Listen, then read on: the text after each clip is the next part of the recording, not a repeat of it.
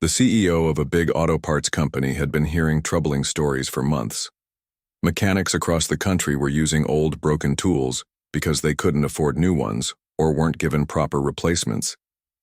It bothered him deeply, but he didn't know how bad things really were until he decided to take matters into his own hands. Instead of just sitting in his office and reading reports, he chose to go undercover. He wanted to see the reality on the ground, what life was like for people working in garages day in and day out. He picked a name that sounded simple enough, Mark, and dressed up in clothes that made him look like an ordinary mechanic. His shiny leather shoes were swapped for scuffed boots, and his tailored suits were replaced with grease-stained overalls. He even carried around a toolbox filled with random tools he'd borrowed from friends, hoping it would help sell his disguise. With everything ready, he applied for a job at a busy garage in downtown Detroit. The foreman barely glanced at his fake resume before hiring him. Apparently, they were desperate for extra hands. On his first day, Mark walked into the garage, feeling both excited and nervous. The place buzzed with activity. Cars lined up outside waiting for repairs, radios blaring music, and mechanics shouting instructions over the sound of power drills and clanging metal. Everyone seemed to be moving, fast-focused on their tasks, but amidst all the chaos, one person caught his eye almost immediately. A teenage girl fixing a car engine with steady hands and calm determination. She looked no older than 16 or 17, but she moved around the garage like she owned the place. Her dark hair was tied back in a messy ponytail and her jeans were covered in oil stains. Despite her youthful appearance, there was something about her confidence that stood out. While other mechanics joked around or complained about long hours, she stayed quiet and focused, working tirelessly without drawing attention to herself. At first, Mark thought maybe she was just helping out, perhaps someone's daughter tagging along, but as the day went on, he realized she was doing real work. She fixed alternators, changed brake pads, and diagnosed problems faster than some of the more experienced guys. He couldn't help but notice how everyone else treated her, though. They spoke to her politely when necessary, but otherwise acted as if she wasn't there. It was clear she wasn't part of their inner circle, even though she clearly deserved respect for her skills. Curious, Mark tried striking up a conversation during a break. He grabbed 2 bottles of water from the cooler and handed one to her. "Hey," he said casually, leaning against a nearby car. "You're good at this stuff. How long have you been working here?" She gave him a quick once-over, probably wondering why this newbie was talking to her. After a moment, she shrugged. "A couple of years now," she replied, taking a sip of water. "Started coming here after school when I needed money." Mark raised an eyebrow. "That's impressive. Most kids your age are still figuring out what they want to do with their lives, but you're already handling engines like a pro." She smiled faintly, but there was a hint of sadness in her eyes. "It's not exactly by choice," she admitted. "My dad used to be a mechanic. He taught me everything he knew before he passed away. Now it's kind of my way of keeping his memory alive." Her words hit Mark harder than he expected. There was so much weight behind them, a mix of pride, loss, and resilience. He could tell she wasn't just working here for pocket money. This job meant something deeper to her. Yet despite her talent, she seemed invisible to most of the people around her. Even worse, he noticed something else that worried him. The tools she was using were in terrible condition. Later that afternoon, while watching her work, Mark saw her struggling with a wrench that looked like it might snap at any second. Its handle was cracked and the grip was worn smooth. Another tool she reached for had jagged edges, making it unsafe to use. Every time she picked up one of these broken items, Mark winced, imagining what could happen if something went wrong. He wanted to say something, but he held back, reminding himself that he was supposed to stay undercover. Still, he couldn't shake off the feeling that something bigger was going on here. Why was such a skilled young woman forced to use dangerous equipment? And why did nobody seem to care? These questions lingered in his mind as the day ended and he headed home, exhausted, but determined to find answers. Over the next few days, Mark kept observing her closely. He learned that her name was Jada Monroe, and she came from a tight-knit family who had fallen on hard times after her father's death. She worked evenings and weekends to support her mom and younger brother, juggling school and the garage with remarkable discipline. Despite the challenges, she never complained. In fact, she seemed grateful for every opportunity she got, no matter how small. But the more Mark watched her, the angrier he became. Here was a girl with incredible potential, yet the world around her seemed determined to hold her back. She had dreams of becoming an engineer someday, but those dreams felt impossibly far away when she was stuck using tools that could injure her at any moment. Something had to change, and Mark knew he was in a unique position to make that happen. Little did he realize, however, that his journey was only beginning. Over the next few days, Mark couldn't stop thinking about the girl he'd met at the garage. She was unlike anyone he'd ever encountered, so young, yet so determined, working tirelessly despite the odds stacked against her. Every time he saw her, she seemed to be proving herself all over again, showing up with quiet confidence and a knack for solving problems that left even the most seasoned mechanics scratching their heads. But what stuck with him most wasn't just her skill. It was the dangerous tools she was forced to use. One afternoon, Mark found himself standing near her workbench while pretending to sort through some spare parts. Out of the corner of his eye, he noticed her reaching for a wrench that looked like it had seen better days decades ago. The handle was cracked down the middle, held together by duct tape that was starting to peel away. He winced as she tightened it around a bolt, putting all her strength into turning it. For a split second, he thought it might snap right then and there, sending shards of metal flying. "Hey," he said, trying to sound casual but concerned. "That wrench looks pretty beat up. Don't you have anything else you can use?" She glanced up briefly, her hands still busy under the hood of a car. "This is what we've got," she replied matter-of-factly, as if broken tools were just part of the job. "If I don't use this one, I'll have to wait until someone finishes with theirs." Mark frowned. "But isn't that risky? What happens if it breaks while you're using it?" She shrugged, brushing off his concern like it was nothing new. "It's happened before. You learn to deal with it." Her nonchalant tone sent chills down his spine. To her, this wasn't unusual. It was normal. This was just how things worked in places like this garage, where budgets were tight and priorities often leaned toward keeping the business running rather than ensuring safety. Mark knew exactly why this was happening. Companies like his own weren't doing enough to make quality tools affordable or accessible, and now, here was this teenager risking her well-being because no one had stepped in to fix the problem. Determined to understand more, Mark started paying closer attention to the tools lying around the garage. It wasn't just Jada's wrench. That was falling apart. Practically everything was in bad shape.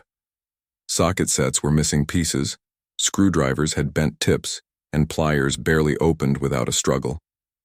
Even the air compressor hoses were frayed, looking like they could burst at any moment.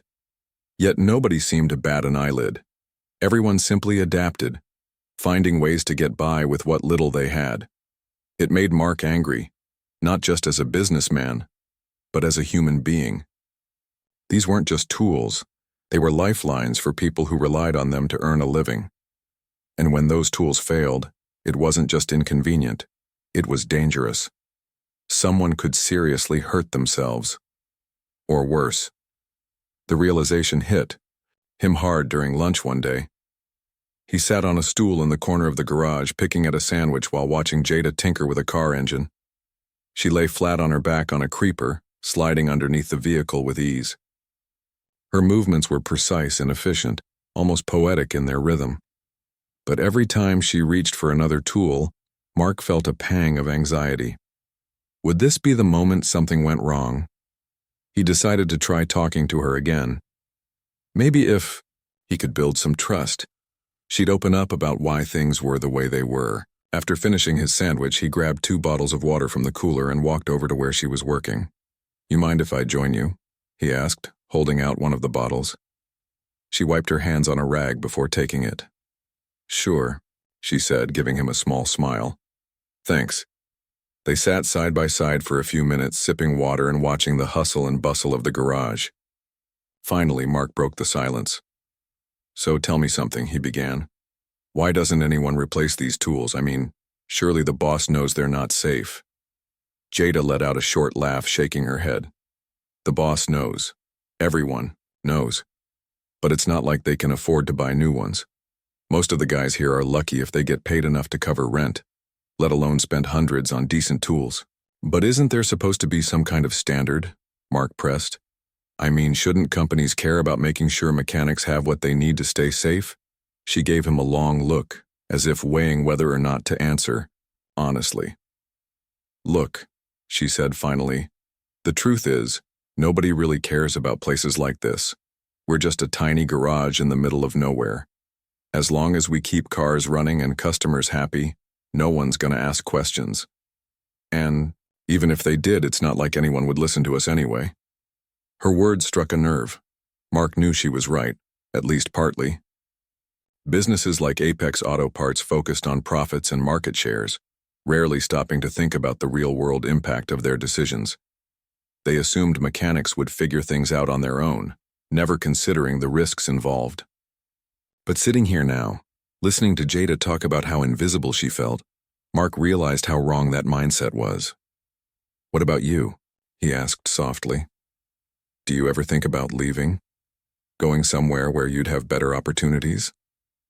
For a moment she didn't say anything. Then she sighed, staring at the bottle in her hands. "Sometimes," she admitted, "there are nights when I lie awake wondering what it would be like to work in a place where people actually cared about what I do, where I wouldn't have to fight just to be taken seriously. But then I remember my family, and how much they depend on me, so I stick it out." Mark nodded slowly, feeling a lump form in his throat. There was so much courage in her voice, so much resilience. She wasn't just surviving, she was thriving, despite everything life had thrown at her. And yet, she deserved so much more than this. She deserved a future where her talent and hard work were recognized, not overlooked. As the days passed, Mark continued to observe her, learning more about her story and the challenges she faced. He discovered that she dreamed of becoming an engineer someday, designing cars instead of fixing them. But she also knew the odds were against her. Without connections, money, or support, pursuing that dream felt like climbing a mountain with no end in sight. Despite everything, though, she refused to give up. Every time she picked up a broken tool, every time she crawled under a car or diagnosed a tricky problem, she proved that she belonged in this world. She wasn't just a mechanic's daughter carrying on a legacy. She was a force to be reckoned with, blazing her own trail in an industry that too often dismissed people like her. Watching her inspired Mark in ways he hadn't expected. For years, he'd been focused on numbers and strategies, forgetting that behind every sale was a person with hopes, dreams, and struggles. Now, seeing the reality firsthand, he understood that his company had a responsibility to do more, to step up and make a difference. But knowing that and actually doing something about it were two very different things. As Mark prepared to leave the garage each evening, he couldn't shake the feeling that he was running out of time. Something needed to change, and soon. Because if it didn't, someone like Jada might pay the price, and that was a risk he wasn't willing to take. Mark's days at the garage were starting to feel like a whirlwind of emotions. On one hand, he was deeply inspired by Jada's determination and resilience. On the other, he was growing more frustrated with each passing hour, knowing that her talent was being wasted in an environment that didn't value her enough to provide even basic safety measures. He couldn't stop thinking about how she navigated life with such grace under pressure, working long hours after school, supporting her family, and still finding time to dream big. Yet no matter how hard she worked or how skilled she became, the world around her seemed determined to keep her stuck in place. Determined to learn more about her story, Mark made it a point to spend more time talking to her during breaks. At first, she kept things surface level, sharing only what she thought he needed to know. But as the days went on, she began opening up, revealing pieces of herself that painted a clearer picture of who she was and where she came from. One afternoon, while they sat together near a pile of tires waiting to be recycled, Mark decided to ask the question that had been weighing on his mind. "So," he started casually, You ever think about going to school for this? Like maybe studying engineering or something? Jada looked at him sideways, raising an eyebrow. You serious? She asked, half laughing. Who's going to pay for that? Her response stung, but not because it surprised him. It was exactly what he'd expected. Still, hearing it out loud made the reality hit harder. Scholarships exist, he offered gently. There are programs designed to help people like you get into fields like engineering. She shook her head, her expression a mix of sadness and resignation. Yeah, well, those programs aren't exactly lining up to knock on my door, you know? Besides, even if I somehow got in, there's no way I could afford books, fees, or anything else. My mom works 2 jobs just to keep food on the table. Every penny counts. Mark felt his chest tighten. It wasn't fair. Here was someone with so much potential, capable of achieving incredible things, yet the system was set up to block her at every turn. She wasn't asking for charity. She just wanted a chance, a level playing field where her skills and ambition could shine. Instead, she was forced to fight twice as hard for half the opportunities. He leaned forward, resting his elbows on his knees. What about trade schools? There are certifications you can earn that might open doors for you. You wouldn't need to go full-on college right away. You could start smaller and work your way up. Jada sighed, staring down at her grease-stained hands. I've thought about it, she admitted quietly. But it's not just about money. Even if I did manage to scrape together enough for classes, I don't know if anyone would take me. Seriously. People look at me and see a kid, a girl, and they assume I don't belong here. They think I'm just messing around until I figure out what I really want to do. Her words hung heavy in the air between them. Mark knew she was right. The automotive industry wasn't known for being welcoming to women, let alone young women of color. For years, it had been dominated by men who often dismissed anyone outside their circle as inexperienced or unqualified. Jada wasn't just battling financial barriers. She was fighting against stereotypes and biases that had been ingrained in the system for generations. You deserve better than this, Mark said firmly, surprising even himself with how strongly he felt. You're smart, talented, and driven. If anyone belongs in this field, it's you. Jada gave him a small, grateful smile, but there was skepticism in her eyes. Thanks for saying that, she replied softly. But the truth is, it doesn't matter how good I am if no one gives me a shot.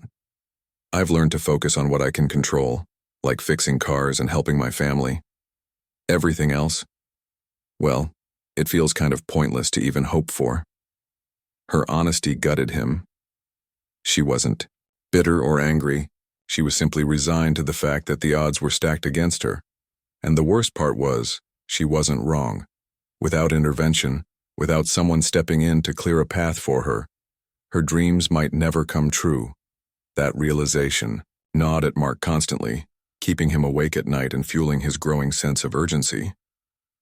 Over the next few days, Mark found himself paying closer attention to the little moments that defined Jada's daily life. He noticed how she always arrived early, ready to jump into whatever task needed doing.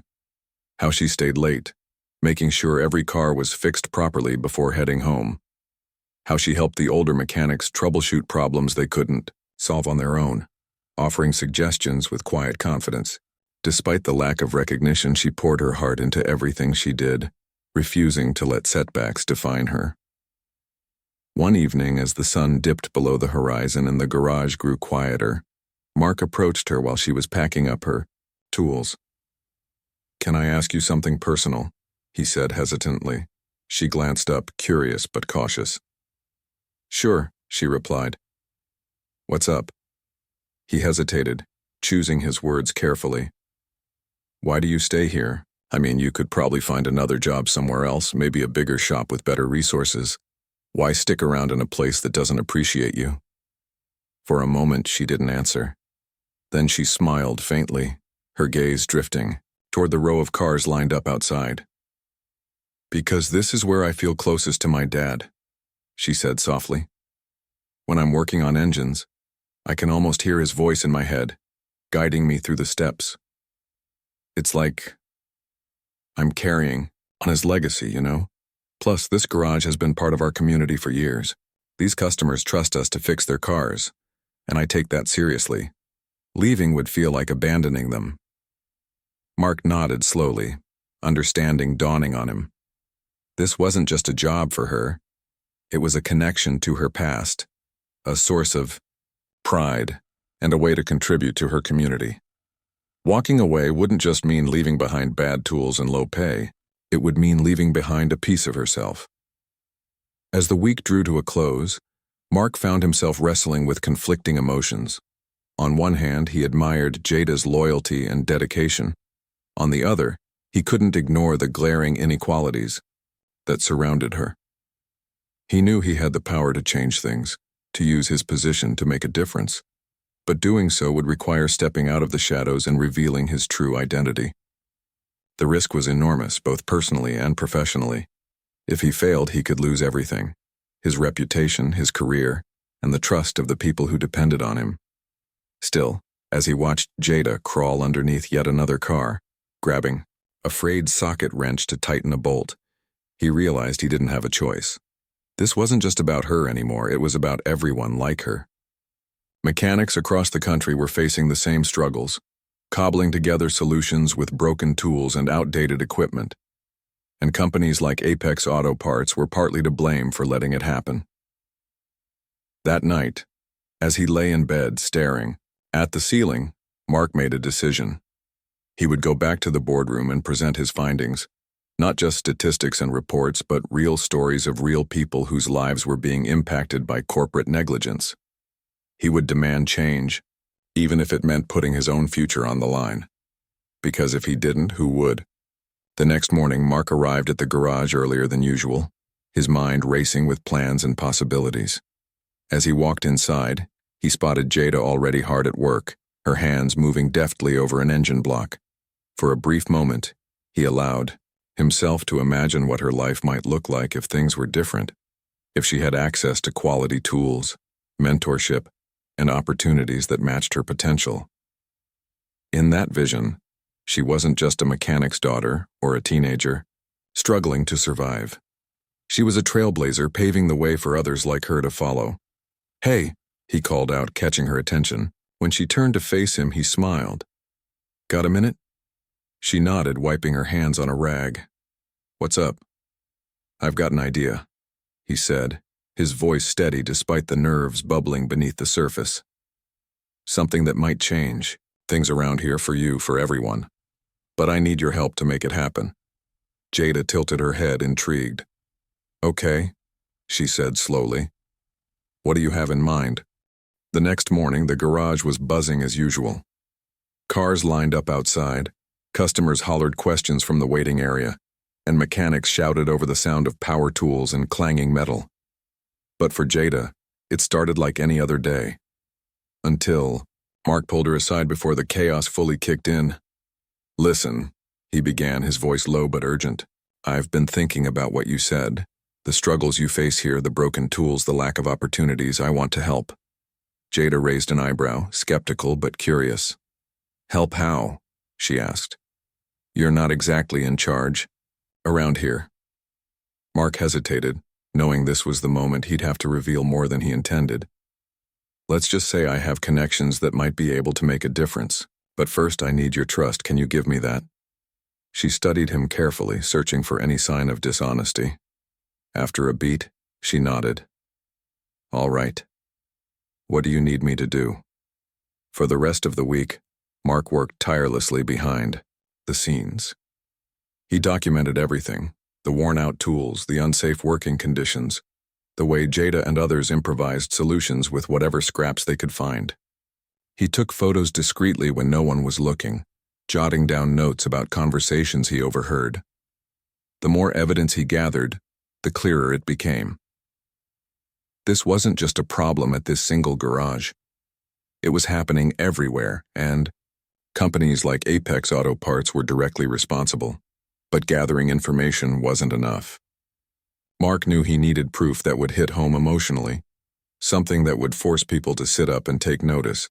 So, on Friday afternoon, while everyone else was distracted with repairs, he staged a test. He handed Jada a particularly fragile wrench, one so brittle it looked like it might snap at any second. and asked her to tighten a bolt on a customer's car. "I don't think this is safe," she muttered, eyeing the tool warily. "It's already cracked." "Just try it," Mark urged, keeping his tone calm despite the knot forming in his stomach. "Let's see what happens." Reluctantly, Jada gripped the wrench and began turning the bolt. At first, nothing seemed out of the ordinary. Then, with a loud snap, the handle broke clean off. The recoil sent her stumbling backward, nearly losing her balance. For a split second, the entire garage went silent. Everyone froze, staring at the mangled piece of metal in her hand. "Are you okay?" Mark asked quickly, stepping forward to steady her. Jada nodded, though her face was pale. "Yeah, I'm fine," she said shakily. But that could have ended badly. The foreman rushed over, his face red with frustration. "What happened here?" he barked, glaring at Jada. "It's not her fault," Mark interjected firmly. "That wrench has been falling apart for weeks. We've all seen it. This isn't about carelessness. It's about negligence. These tools are dangerous, and nobody's doing anything to fix them." The foreman threw up his hands in exasperation. "Don't you think I've tried? I've begged the suppliers for replacements, but they keep sending us junk because it's cheaper. And don't even get me started on corporate. They don't care about small shops like ours. All they care about is their bottom line." Mark felt his stomach churn. The foreman's words echoed what he'd suspected all along.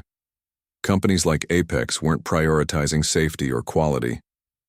They were cutting corners to save costs, leaving mechanics like Jada to deal with the consequences. It was unacceptable. That night, back at his apartment, Mark couldn't sleep. He sat at his desk, surrounded by notes and photographs, replaying the day's events in his mind. The image of Jada holding the broken wrench haunted him. She had narrowly avoided injury, but what about next time, or the time after that? How many mechanics across the country were risking their lives every day because of decisions made in boardrooms far removed from reality? He grabbed a pen and paper, determined to draft a plan. By the time dawn broke, he had outlined a bold initiative. Apex Auto Parts would launch a program to provide free toolkits to underserved garages nationwide, starting with Jada's shop. In addition, the company would partner with trade schools to offer scholarships for aspiring mechanics, focusing on marginalized communities. It was risky, a move that could cost him his position if the board pushed back. But it was necessary. When Monday rolled around, Mark returned to work feeling a mix about what lay ahead. As he walked into the garage, he noticed Jada watching him closely, her expression unreadable. He gave her a reassuring nod before heading to his station, ready to put his plan into motion. Later that day, during a rare lull in activity, Mark approached the foreman. "I know you're frustrated," he said. "And you're right, this isn't just your problem, it's bigger than this garage. But I think I might know a way to fix it." The foreman crossed his arms, skeptical. "Oh yeah? And how do you propose we do that? Wave a magic wand?" Mark shook his head. "No magic wands, just action. Let me show you something." He pulled out his phone and opened a folder filled with images and data he'd collected over the past week. "This is what's really going on. Not just here, but everywhere. Mechanics are being forced to use tools that are practically falling apart. Someone needs to step up and change that." The foreman frowned, scrolling through the photos. "Okay, so what does this have to do with me?" "Everything," Mark replied, "because I'm going to go straight to the top, with your permission. If you'll let me, I'll present this to my company and demand they take responsibility, not just for supplying better tools, but for investing in people like Jada, people who deserve a chance to succeed." The foreman stared at him for a long moment before finally nodding. "All right," he said gruffly. "Do what you gotta do, but don't expect miracles." Mark smiled grimly. "Miracles aren't what we need. What we need is accountability." With the foreman's blessing, Mark prepared to return to Apex headquarters. Before leaving, he sought out Jada one last time. "Hey," he said softly, finding her bent over an engine. "I'm heading out for a bit, but I promise I'm not giving up on this. On you." She looked up, surprise flickering across her face. "Why are you doing all this?" she asked. "You barely know me." "Because someone has to," he answered simply. "And because you remind me of why I got into this business in the first place, to help people, to make a difference." Her eyes softened, and for the first time, he saw a glimmer of hope in them. "Just be careful, okay? Some fights are harder to win than others." "I know," he said with a faint smile. "But I'm willing to take the risk for you, for everyone here, and for every mechanic out there who deserves better." As Mark drove away from the garage, he felt a strange mix of fear and determination. He knew the road ahead wouldn't be easy, but he also knew it was worth it. For too long, companies like his had turned a blind eye to the struggles of everyday workers. Now it was time to shine a light, and to prove that change was possible. Back at Apex headquarters, Mark called an emergency meeting with the board of directors. When he walked into the conference room, the air was thick with tension. The executives glanced at him curiously, clearly wondering why he'd summoned them on such short notice. Without wasting a moment, Mark launched into his presentation. "This isn't just about numbers or profits," he said, his voice steady despite the weight of the moment. "This is about people. Real people whose lives depend on the products we sell. Look at these photos. These are mechanics using tools that are literally falling apart. Tools we supply, or fail to replace. And this is what happens when those tools break." He clicked to a slide showing the shattered wrench Jada had been using. "This young woman almost got hurt because of our negligence. How many more close calls will it take before we act?" The room fell silent as the board members absorbed the gravity of his words. One executive cleared his throat. "You're suggesting we give away free toolkits? That's a significant cost, especially for smaller shops." "Yes," Mark replied firmly. "And it's an investment, not just in safety but in the future of this industry. Imagine the goodwill we'll build by supporting underserved communities. Imagine the talent we'll unlock by providing scholarships to kids like her. Kids who dream of becoming engineers but don't have the resources to pursue it." Another board member chimed in. "It's a noble idea, but shareholders won't like it. Profits will dip in the short term." Mark leaned forward, his gaze unwavering. "If we don't do this, we're failing, not just as a company, but as human beings. Is that the legacy we want to leave behind? Or do we want to be remembered as the ones who stepped up and made a difference?" After hours of heated debate, the board reluctantly agreed to greenlight the initiative, but only if Mark personally oversaw its implementation. It was a daunting task, but he accepted without hesitation. As he left the meeting, he felt a surge of relief and resolve. The fight wasn't over, but it was a start. When Mark returned to the garage days later, he brought news that would change everything. Standing beside Jada, he announced the new program, promising not only safer tools but also opportunities for growth and advancement.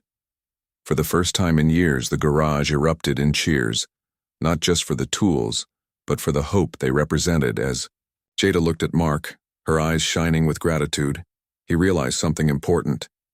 This wasn't just about fixing a broken system, it was about building a brighter future, one where everyone, regardless of background, had the chance to thrive. When Mark returned to the garage after securing approval from the board, he could barely contain his excitement. The weight of what he was about to do felt enormous, but it also filled him with a sense of purpose he hadn't felt in years.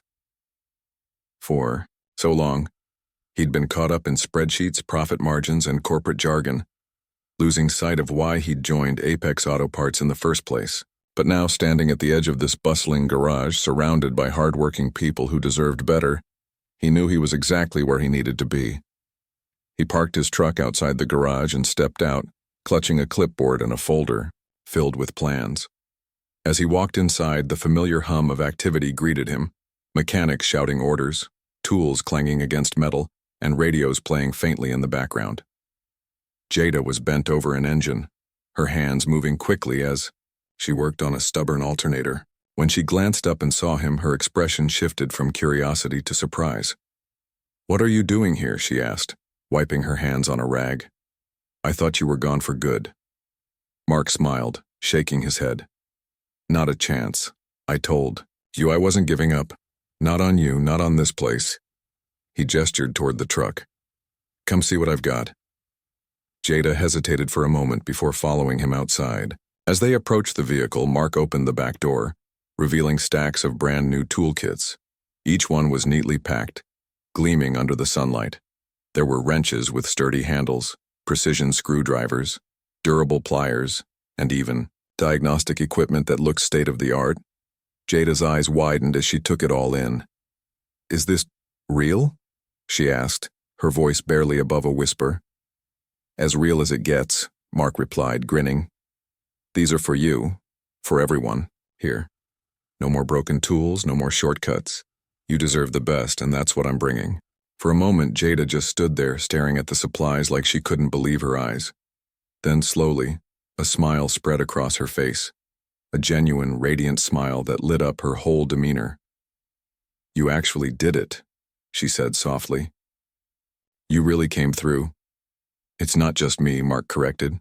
This is for everyone who's been working with scraps for too long, and it's only the beginning. Word spread fast. Within minutes, the entire garage had gathered around the truck, murmuring in disbelief as they inspected the new tools.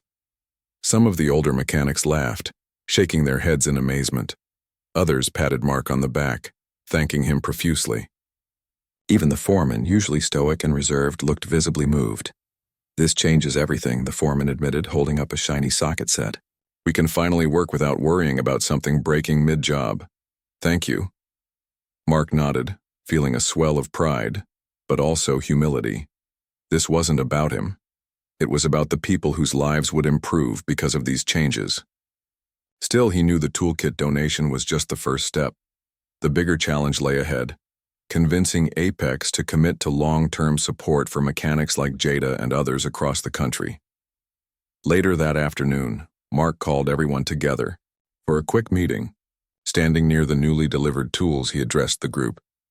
Listen up, he began, his voice carrying over the chatter. This is amazing, but it's not enough. We can't stop here. That's why I've also arranged for scholarships to trade schools and technical programs. If anyone here wants to learn more, advance their skills, or pursue engineering, we'll help make that happen. All you have to do is apply. The room erupted into cheers. Jada, however, stayed quiet, her brow furrowed in thought. After the crowd dispersed, she approached Mark, her expression serious. You're really doing all this, she said, almost to herself. Why? What made you care so much? Mark sighed, leaning against the hood of a nearby car. Because I realized I wasn't seeing the full picture. I was stuck in my office, focused on numbers, while people like you were risking your safety every day. Seeing how hard you work and how little support you get, it woke me up. You deserve opportunities, not obstacles. Everyone does. Jada crossed her arms, nodding slowly. It's not going to be easy, though. Even with scholarships, some folks won't take us seriously. People like me. I know, Mark acknowledged. And that's why we're going to keep pushing. Change doesn't happen overnight, but it starts with small steps like this. He gestured toward the tools, then back at her. You're proof that talent and determination can overcome anything. Don't let anyone tell you otherwise. Over the next few weeks, life at the garage transformed. With the new tools came renewed energy. Repairs were completed faster, accidents became non-existent, and morale soared. Customers noticed the difference too, leaving glowing reviews and recommending the shop to friends. For the first time in years, the garage felt like a place of possibility rather than struggle. But Mark didn't stop there. He worked tirelessly to expand the initiative beyond this one location.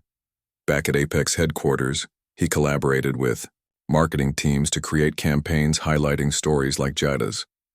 He reached out to community organizations, trade schools, and local governments to build partnerships that would amplify the program's reach. Every day he reminded himself why he was doing this, not for accolades or recognition, but to give people a fair shot at success. One evening, as the sun dipped below the horizon, Mark found Jada sitting alone on a stool near the garage entrance. She was scrolling through her phone, occasionally jotting notes onto a pad of paper. When she noticed him approaching, she grinned. What's got you so focused? He teased, pulling up a chair beside her. College applications, she replied, showing him the screen. Turns out there are programs specifically for women in automotive engineering. Who knew? Mark chuckled, genuinely pleased. That's fantastic. Any favorites yet? She nodded enthusiastically. There's one in Michigan.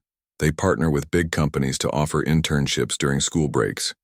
If I get in, it could lead to a job afterward. A real job, not just fixing cars in a rundown shop. That's incredible, Mark said, smiling warmly. You'll crush it, I have no doubt. Jada paused, her smile fading slightly. But what if they don't accept me? What if I'm not good enough? Mark leaned forward, his tone firm but kind. Let me tell you something. You're already good enough. Better than most, honestly. Don't let fear hold you back. You've earned this chance and no one can take that away from you. Her shoulders relaxed, and she gave him a grateful look. Thanks. I needed to hear that. As the weeks turned into months, Mark continued to visit the garage regularly. Watching Jada grow more confident with each passing day was incredibly rewarding. She started mentoring younger kids from the neighborhood, teaching them basic repair skills and encouraging them to dream big. Her presence inspired everyone around her, proving that leadership wasn't about titles, it was about action. Meanwhile, Mark faced challenges of his own. Not everyone at Apex was thrilled with his bold moves. Some executives grumbled about the costs associated with the initiative, while others questioned whether it aligned with the company's traditional priorities. But Mark refused to back down. He presented data showing how the program boosted brand loyalty and customer satisfaction, arguing that investing in people ultimately benefited the bottom line. Despite the pushback, the initiative gained traction. News outlets picked up the story, praising Apex for its efforts to uplift underserved communities.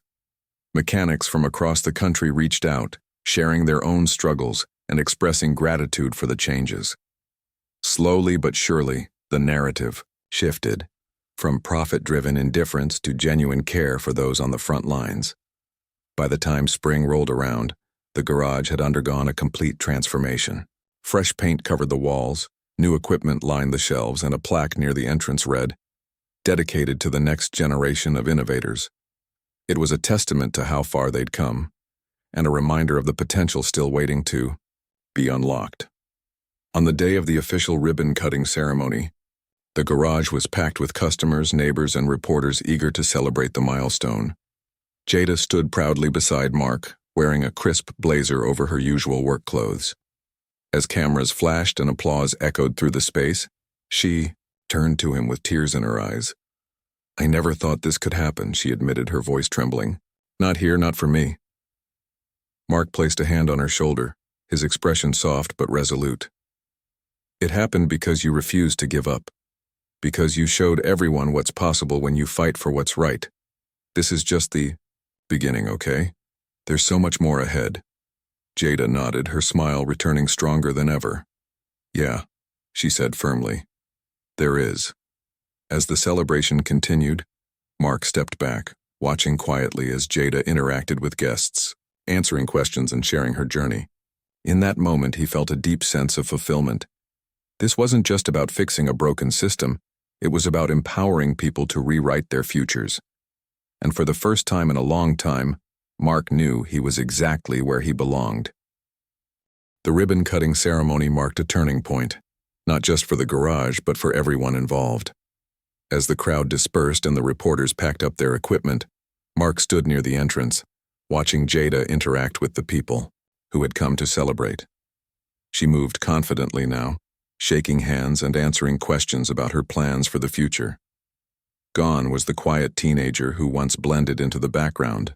In her place stood someone brimming with purpose and pride. But Mark knew this moment wasn't just about her transformation. It was about what it represented. The initiative he'd spearheaded wasn't perfect, and there were still challenges ahead. Yet seeing how far they'd come gave him hope that meaningful change was possible. It reminded him why he'd taken such a risk in the first place. Because sometimes you have to fight for what's right, even when the odds feel stacked against you. Later that evening, as the sun dipped below the horizon, Mark found himself sitting on a stool in the corner of the garage. The space was quieter now, the chaos of the day replaced by a peaceful stillness. Jada joined him, pulling up another stool and settling in beside him. For a while, neither of them spoke. They simply sat together, soaking in the weight of everything that had happened. "You know," Jada said, finally breaking the silence, "I never thought I'd see something like this happen here, not in my lifetime." Mark chuckled softly. "Neither did I, honestly. When I first walked into this place, I didn't know what to expect. But seeing how hard you work and how much you care, it made me realize we can't wait for things to get better on their own. We have to make them better." Jada nodded thoughtfully. "It's not just about the tools or the scholarships, though. It's about believing in us, in people like me. That's what makes all the difference." Mark smiled, feeling a lump rise in his throat. "You've got so much talent, Jada. Talent that deserves to be seen and supported. And if I've learned anything from this experience, it's that the world needs more people like you. People who refuse to let circumstances define them." Her cheeks flushed slightly at the compliment, but she held his gaze steadily. "And if I've learned anything, it's that one person really can make a difference. You proved that. So thanks. For sticking your neck out. For taking a chance on me." Mark waved off her gratitude with a dismissive gesture. "Don't thank me yet. This is just the start. There's still so much work to do, so many other garages, so many other kids who need opportunities like this." "I know," Jada replied, "but at least now we've shown it's possible. If one company can step up, others will follow, right?" "Right," Mark agreed, though he couldn't help but feel a twinge of uncertainty. Changing an entire industry wouldn't be easy. Convincing competitors to adopt similar initiatives would take time, effort, and persistence. But if Apex could lead by example, maybe others would take notice. Maybe they'd see that investing in people wasn't just the right thing to do, it was also smart business. As the days turned into weeks, the impact of the program continued to grow. Mechanics from across the country reached out, sharing stories of how the new tools and resources had transformed their workplaces. Some sent photos of renovated garages. Others recounted how apprenticeships had opened doors they never thought possible. Each message reinforced Mark's belief that the initiative was worth every challenge he'd faced along the way. At the same time, Jada threw herself into preparing for her future. With Mark's encouragement, she applied to several trade schools and engineering programs, pouring her heart into essays and interviews. Her determination was infectious, inspiring those around her to aim higher and dream bigger. Even the older mechanics who had initially dismissed her presence began seeking her advice on complex repairs. Watching her gain their respect filled Mark with pride, but it also served as a reminder of how far she'd come. One afternoon, months after the ceremony, Mark received an email that stopped him in his tracks. It was from a prestigious automotive technology program, one of the top schools in the country. Attached was a letter addressed to Jada, congratulating her on being accepted into their competitive engineering track. A full scholarship covered tuition, books, and living expenses, ensuring she wouldn't have to worry about financial burdens holding her back. Mark couldn't wait to share the news. He drove straight to the garage, where Jada was elbow-deep in an engine repair. When she saw him walking toward her, she raised an eyebrow curiously. "What's with the big smile?" she asked, wiping grease from her hands. He handed her the letter without saying a word. She scanned it quickly, her eyes widening with each line. By the time she reached the end, tears were streaming down her face. "I got in," she whispered, her voice trembling. "I actually got in." Mark pulled her into a tight hug, laughing despite the lump in his throat. "Of course you did. I told you. You're unstoppable." For the rest of the day, the garage buzzed with excitement. Everyone celebrated Jada's achievement, clapping her on the back and teasing her about becoming too fancy for them. But beneath the jokes was genuine admiration. They knew how hard she'd worked to get here, and they were proud to have played a small part in her journey. As summer approached, Jada prepared to leave for school, balancing final projects at the garage with packing for her new adventure. On her last day before departure, Mark surprised her with a small going-away party. The entire team gathered around, sharing stories and memories from the past year. When it was Mark's turn to speak, he cleared his throat, his voice thick with emotion. "When I first met Jada," he began, "I didn't realize how much she would teach me. She reminded me why I started working in this industry, to help people, to make a difference. Because of her, I've learned that success isn't measured by profits or titles. It's measured by the lives we touch and the futures we help build." Paused, looking directly at Jada. "You've inspired all of us, kid. Don't ever forget that. No matter where life takes you, remember where you came from and how much you've already accomplished." Jada blinked back tears, her expression a mix of gratitude and resolve. "I won't," she promised. "And don't think I'm done surprising you guys yet." Years later, when Jada graduated at the top of her class and landed a job designing cutting-edge vehicles for a major manufacturer, Mark attended her graduation ceremony. Sitting in the audience, he watched her walk across the stage, diploma in hand, and felt a surge of pride. This was the culmination of everything they'd fought for. The proof that dreams, no matter how distant they seemed, could become reality with enough determination and support. Afterward, as they stood outside the auditorium catching up, Jada turned to him with a mischievous grin. "So," she teased, "what's next for you?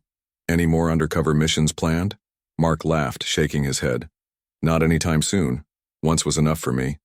Besides, I think I'll stick to making changes from the boardroom for now." "Good," she replied, her tone softening. "Because you're pretty good at it." As they parted ways that evening, Mark reflected on everything that had transpired since that fateful day he'd decided to go undercover. What had begun as a mission to uncover the truth had evolved into something far greater, a movement to uplift and empower those who had been overlooked for too long. And while he knew the fight for equality and opportunity was far from over, he also knew they were moving in the right direction. Driving home under a starlit sky, Mark allowed himself a rare moment of satisfaction.